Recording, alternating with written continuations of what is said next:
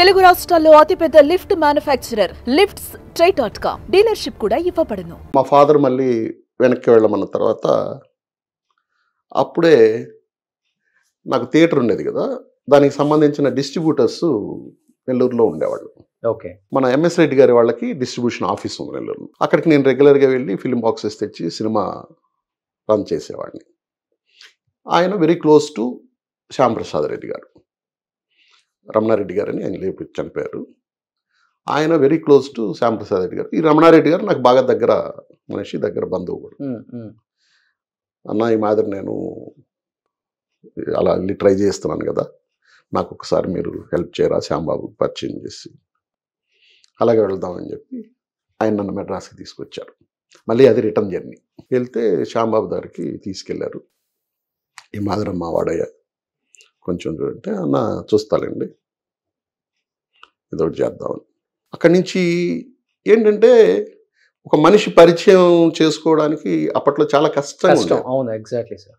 ఇప్పుడు చాలా easy access అయిపోయింది. కానీ ఈజీ యాక్సెస్ అయిపోయింది. ఈ మీడియా కూడా లేదు. చిన్న అనే ఒక నూతన నటుడు నాడని నేను 5 సినిమాలు చేశాక పేపర్లో అంత ఫోటో వచ్చింది. ఇప్పుడు అలా కాదు కదా, అసలు ఏది సినిమా స్టార్ట్ అవ్వక ముందే ఓపెనింగ్ దగ్గర నుంచే. అయితే అలా శ్యాంప్రసాద్ రెడ్డి పరిచయం అయ్యాక ఇంకా ప్రతిరోజు లేచి పనులన్నీ అయిపోయాక వాళ్ళని కలిసి శ్యాంప్రసాద్ రెడ్డి ఆఫీస్కి వెళ్ళి ఆయన సార్ ఏమ్మా బాగున్నావు, ఆయన పొలైట్గా ఉండేవాడు, బాగున్నాను ఆ మేనేజర్స్ వాళ్ళతోటి. ఎందుకంటే ఒకరి ద్వారా ఒకరు ఎవరైనా పరిచయం అవుతారేమో. ఇంకొకటి మీ మామగారు చీఫ్ మినిస్టర్, వాళ్ళ మామగారు కూడా చీఫ్ మినిస్టర్. ఇటేమో కోట్ల ఫ్యామిలీ, ఇటేమో నేదర్మల్ల ఫ్యామిలీ. మేబీ ఎక్కడో అయ్యి ఉంటుంది కనెక్షన్. అయితే ఆయన అప్పుడు సత్యారెడ్డి గారని డైరెక్టర్, ఆయనది మా నెల్లూరే.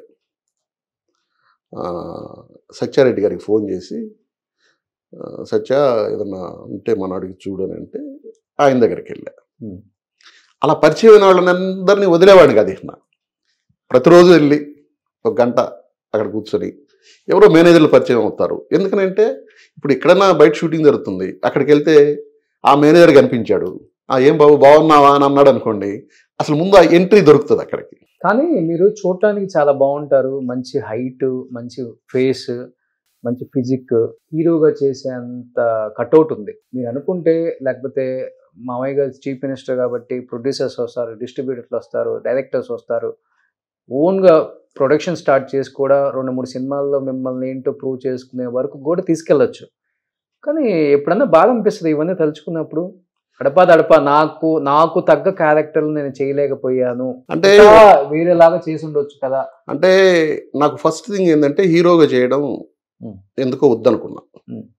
ఎందుకంటే 1-2 ఫ్లాప్లు అయితే ఈయన మొత్తం బ్లేమింగ్ అంతా నా మీదకి వచ్చేస్తుంది. పక్కన పెట్టేశారు అనుకోండి, ఇంకా మళ్ళీ క్యారెక్టర్స్ పిలుస్తారో లేదో తెలియదు. వీటన్నిటిలో నేను సెలెక్ట్ చేసుకున్న పందా ఏంటంటే 2 హీరోలు 3 హీరోలు, అదర్వైజ్ కథకి ప్రాధాన్యం ఉండేది, లేకపోతే హీరోయిన్ని ముందు పెట్టి నేను వెనక. అలాంటి సినిమాయే పుట్టింటి పట్టుచీర. అవును, సురేష్ యమునా గారు. ఆ అమ్మాయిదే కథ అంతా, బట్ నడిపించేది నేను. ఓకే. బోయిన్ సుబ్బారావు గారు డైరెక్టర్. అవును, బాగుంటుంది సినిమా, పెద్ద హిట్. నాకు ఇప్పటికీ శివ, పుట్టింటి పట్టుచీర ఈ 2 పిల్లర్స్. రాత్రి అవన్నీ తర్వాత వచ్చేసాయి. మనీ ఆంటీ అవన్నీ తర్వాత వచ్చేసాయి.